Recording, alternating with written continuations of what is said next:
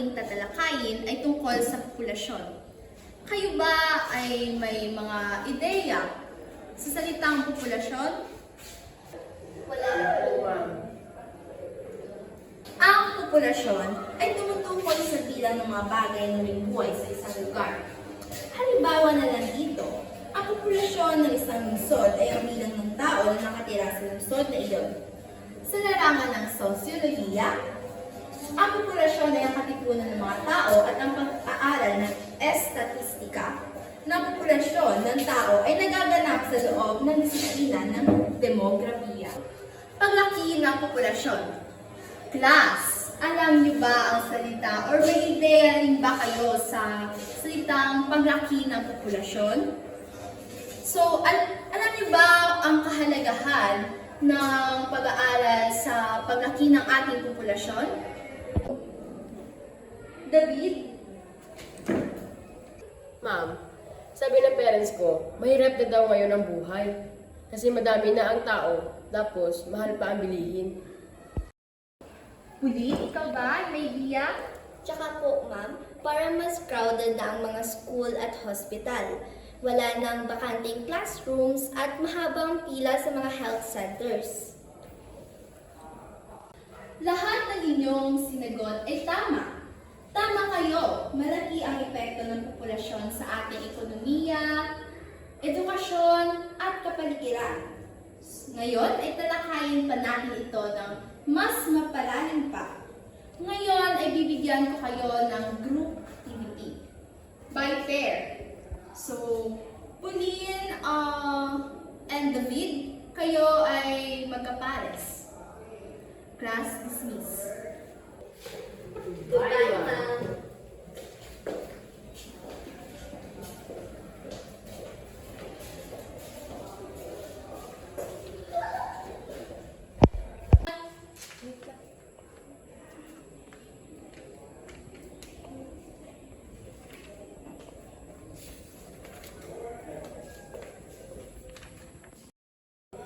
Kuya, naman ba naman naging sa milyon na tayo sa Pilipinas? Kaya sobrang traffic at sisigan sa mga paralan. Oo nga, nabasa ko na, by 2050, aabot tayo ng 150 million. Kung walang maayos na plano, baka kapusin tayo ng pagkain, trabaho at bahay.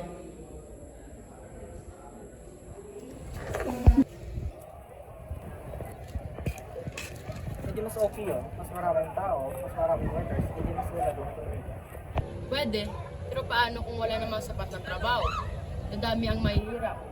Tapos, tataas ang presyo ng mga bilihin. Tsaka, hindi lang trabaho ang problema. Paano yung mga healthcare? Mas nadami ang may sakit. Tapos, baka mas kulangin ang mga doctors at hospitals natin. Point kayo, siguro dapat din magtulungan ang gobyerno at mga tao. Dapat responsable tayo sa pagpaplano ng pamilya.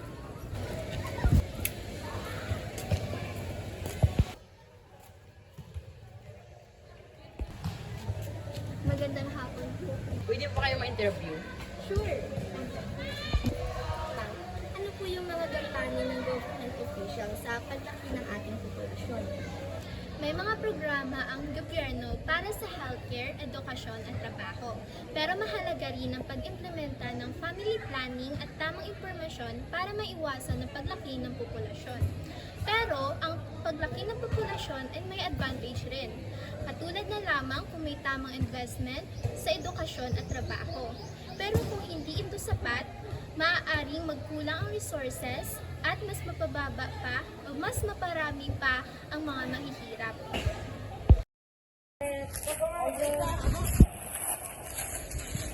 Magandang hapon po, sir. Ano nagawa niyo dito? Pwede pa kayo, sir, ma-interview? Pwede naman. Hindi, wait, saglit lang. Ano po yun? Ano po ang iyong masasabi sa paglaki ng ating populasyon as an environmentalist? Ang masasabi ko lang sa paglaki ng populasyon ay maraming puno ang maaring magamit o magkaroon ng deforestation dahil sa pagdami ng ating mga tao sa mundo. Dahil maaari nila itong gamitin sa pagluto, pagbuo ng bahay, at iba pa. Ikalawa, maaaring magkaroon ng polusyon. Ikatatlo, ang climate change. Dapat tayo maging responsableng mamamayan sa paggamit ng resources. Dapat less waste, more green spaces, at sustainable living. Ibig po bang sabihin na habang dumadami tayo, mas nasisira rin ang ating kalikasan? Oo, kaya dapat simulan natin yung disiplina sa ating sarili sa paggamit ng recycling, sa pag-recycle ng mga gamit, pagtatanim, at paggamit ng eco-friendly na mga produkto. Maraming salamat po, Sir Onggoy. Ang paglaki ng populasyon ay may mabuti at masamang epekto. Kung may tamang plano, edukasyon, trabaho at pangalaga sa kalikasan, mas maganda ang ating kinabukasan. At bilang kabataan, tayo mismo dapat ang maging responsable at maging bahagi ng solusyon. Yun lamang po at maraming salamat. Well. Magaling, Pauline at David. So ngayon class, tandaan natin na nakasalalay ang ating mga kinabukasan sa ating mga kamay. Paalam!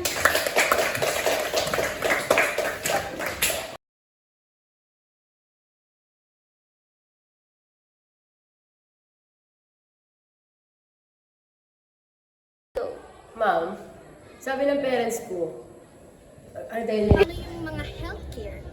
Mas nadami ang may sakit. Tapos, baka mas dumami. Go. Maraming salamat po, sir. Wow, Watal. Go. Maraming salamat po, Sir Onggoy. Go. Magandang hapon po, sir. Nagawa niyo dito? Pwede pa kayo, sir, ma-interview? Pwede naman. Hindi, wait, saglit lang. Go. Ang paglaki ng populasyon ay may mabuting masama. So class, ngayon ay tandaan natin na nakasalalay ang ating mga kinabukasan sa ating mga kamay.